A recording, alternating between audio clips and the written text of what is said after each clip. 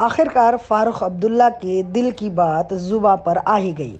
फारूक ने चीन के सहयोग से कश्मीर को विशेष राज्य का दर्जा वापस पाने की बात कह दी। अपने अंदर के जहर को बाहर निकालने में फारूक अब्दुल्ला को थोड़ा वक्त भी नहीं लगा, लेकिन अंत में उन्होंने यह साबित कर दिया कि कश्मीर के मसले पर भारत का साथ देना उनकी मजबूरी है। दरअसल कश्मीर का अब्दुल्ला परिवार हमेशा से ही गद्दार रहा है। फारूक अब्दुल्ला और उमर अब्दुल्ला की गद्दारी के कई सबूत सामने आए हैं। कभी कश्मीर की स्वायत्तता की बात करके तो कभी पाकिस्तान को मध्यस्थ बताकर बाप बेटे अपने अंदर के जहर को बाहर निकाल देते हैं।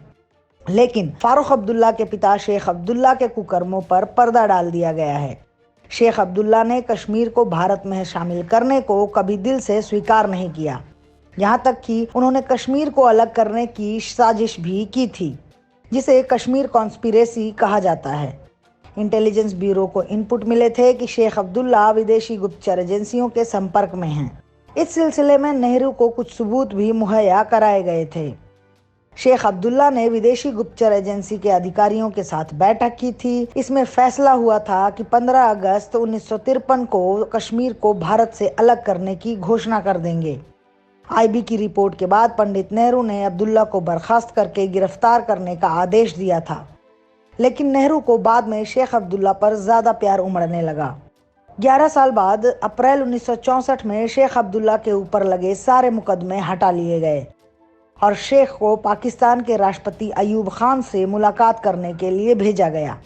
शेख को पाकिस्तान भेजकर नेहरू ने एक तरह से कश्मीर विवाद में पाकिस्तान को एक पक्ष बना लिया था। हालांकि इसी दौरान नेहरू की मौत होने के कारण यह मुद्दा यहीं रुक गया और शास्त्री के साथ साथ इंदिरा गांधी ने स्थिति बदल दी।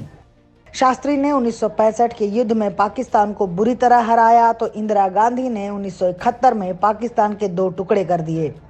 इसके बाद शेख अब्दुल्ला का भ्रम भी टूट गया। पाकिस्तान के 2 टुकड़े होने के कारण शेख अब्दुल्ला को लगने लगा कि अब कश्मीर की आज़ादी की बात करना बेवकूफ़ी होगी और मजबूरी में उन्होंने सियासी रुख बदल दिया। इसके बाद शेख अब्दुल्ला कश्मीर के सीएम बनने को बेकरार हो गए। शेख को 1971 से दिल्ली में ही रखा गया था क्योंकि कश्मीर में रहकर वह भारत के खिलाफ साजिशें लगातार कर रहे थे।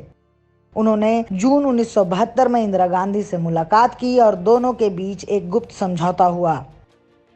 इस गुप्त समझौते के बाद ही शेख अब्दुल्ला को कश्मीर लौटने की इजाज़त मिली और फिर साल 1974 में उन्हें कश्मीर का मुख्यमंत्री बनाया गया, जिसके बाद कुछ समय के गवर्नर रूल को छोड़कर वो 1982 में अपनी मौत तक कश्मीर के सीएम रहे। शेख अब्दुल्ला के मरने के बाद फारूक अब्दुल्ला को सीएम बनाया गया। जिस तरह आज फारूक अब्दुल्ला कश्मीर को विशेष राज्य का दर्जा वापस दिलाने के लिए चीन से सहयोग की बात कर रहे हैं, वो ठीक उसी तरह उनके पिता शेख अब्दुल्ला ने भी चीन के साथ संपर्क किया था, लेकिन उनकी साजिश नाकाम रही थी। शेख अब्दुल्ला के बेटे फारूक अब्दुल्ला और पोता उमर अब्दुल्ला भी भारत के साथ गद्दारी करने का कोई मौका छोड़ने वाले नहीं हैं, क्योंकि अब्दुल्ला खानदान की रगों में ही भारत से गद्दारी का खून बहता है। अगर आपको हमारा वीडियो पसंद आया हो तो इसे लाइक करें, इस चैनल को सब्सक्राइब करें और हाँ, बेल आइकन भी दबाएं ताकि आप तक हमारे वीडियो की नोटिफिकेशन पहुंचते रहें। हमसे जुड़े रहने के लिए अपने सुझाव हमें कमेंट बॉक्स में देते रहें। हमें आपके सुझाव का इंतजार रहेगा। हमारे साथ जुड़ने के लिए धन्यवाद।